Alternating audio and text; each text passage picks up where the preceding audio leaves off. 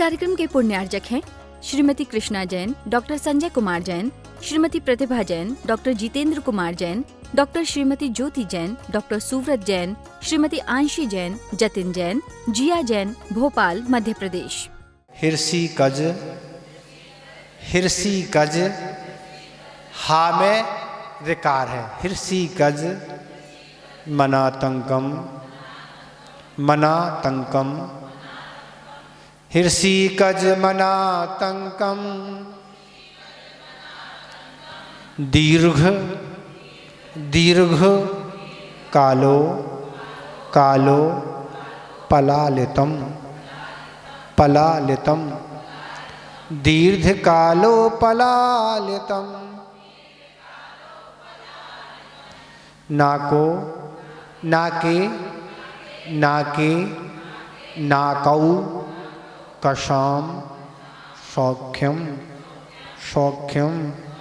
नाके नाकौ कशाम सौख्यम नाके नाकौ कशाम सौख्यम नाके नाकौ कशामिव नाके नाकौ कशामिव। करें उच्चारण।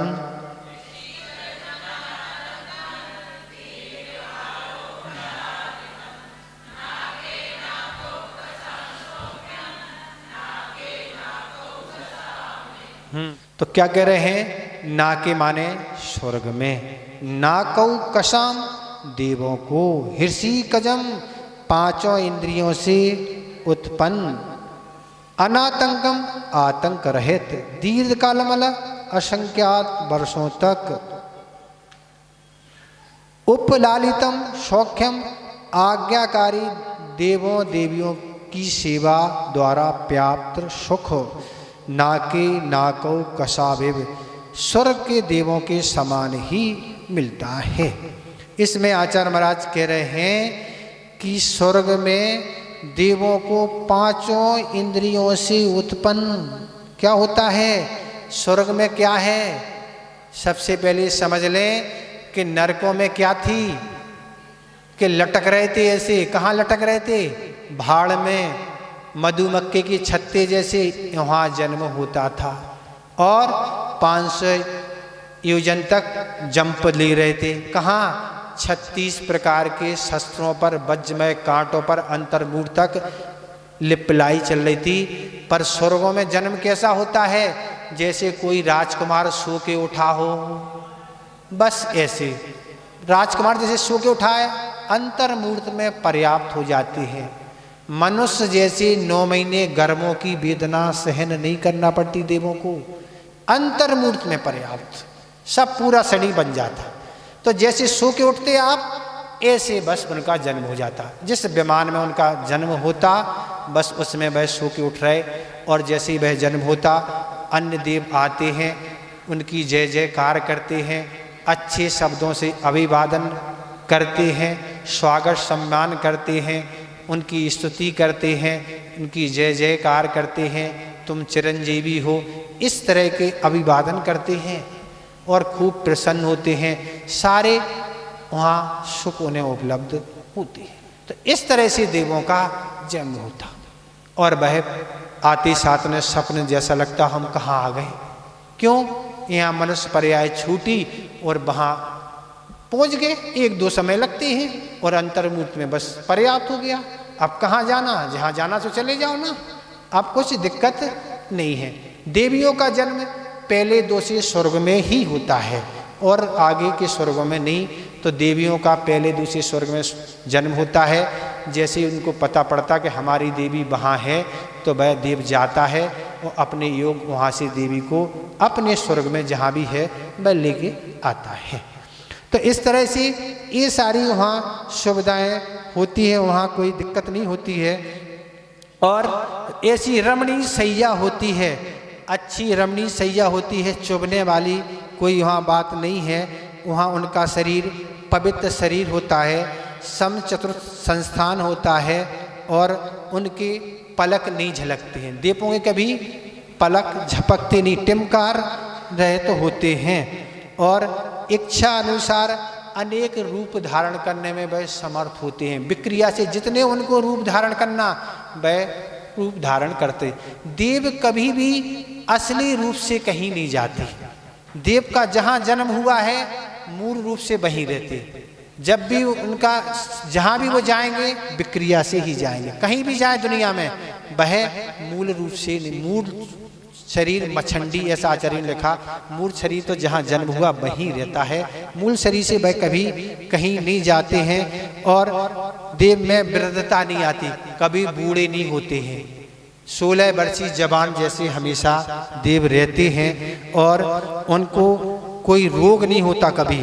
वह रोग से रहित होते हैं। यहाँ तो वृद्ध अवस्था में स्टूल चाहिए पड़ता, वहाँ स्टूल की जरूरत नहीं पड़ती है। कोई रोग नहीं होता शरीर में और इस तरह से उनमें मांस, हड्डी, मेद, लोहे, मज्जा, शुक्र आदि ये सब चीजें नहीं पाई जाती हैं। उनके शरीर में कहीं भी बाल नहीं पाए जाते हैं, न सिर में न कहीं। देवों के शरीर में बाल नहीं होते हैं, चमड़ी नहीं होती है।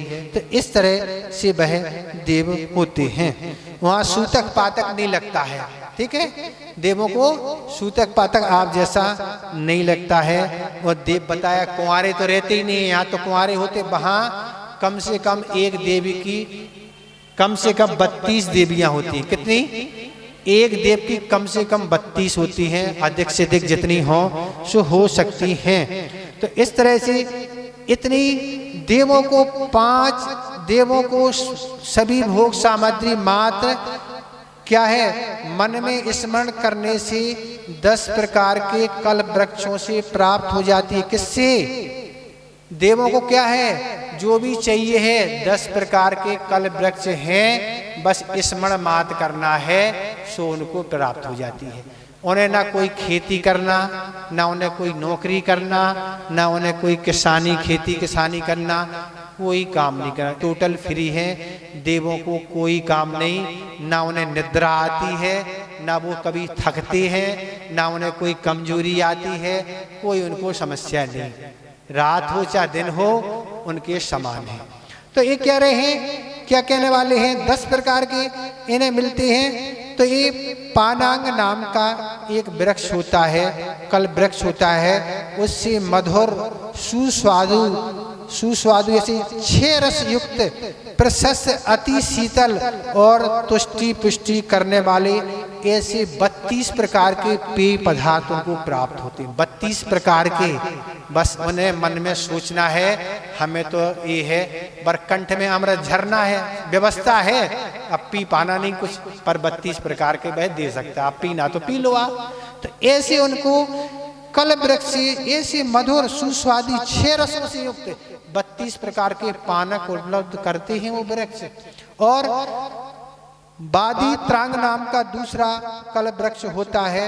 उससे दुंदबी, मृदंग, झलझरी, शंख, भेरी आदि जो भी चाहिए बजाने के लिए, नंदीश्वर जाना, जहाँ समूषण में जाना है, मांग लो, ले जाओ, बस बजाओ आराम से।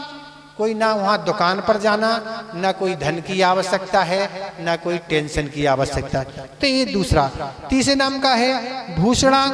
तो ऐसे निपुर, बाजूबंद, करधनी, हार, मुकुट आदि अनेक प्रकार के आभूषण देवियों को जो भी चाहिए है, जितने प्रकार के आभूषण चाहिए। यहाँ तो बहुत टेंशन का काम है। श्रीमती श्रीमान को मनाना पड़ता, पैसे चाहिए, ये चाहिए, वो चाहिए। वहाँ कुछ नहीं। भूषणा नाम के वृक्ष से जो भी कितने प्रकार के आपको आभूषण चाहिए सो आपको प्राप्त हो जाएंगे। यहाँ तो बहानेबाजी, दुनिया के भोजन उपास और नाटक करना पड़ते तब प्राप्त होते, पर वहाँ कोई नाटक की जरूरत नहीं है, सब सुलभता से प्राप्त हो जाएंगे। इस कार्यक्रम के पुण्यार्जक थे श्रीमती कृष्णा जैन, डॉक्टर संजय कुमार जैन, श्रीमती प्रतिभा जैन, डॉक्टर जितेंद्र कुमार जैन, डॉक्टर श्रीमती ज्योति जैन, डॉक्टर सुव्रत जैन, श्रीमती आंशी जैन, जतिन जैन, जिया जैन, भोपाल, मध्य प्रदेश।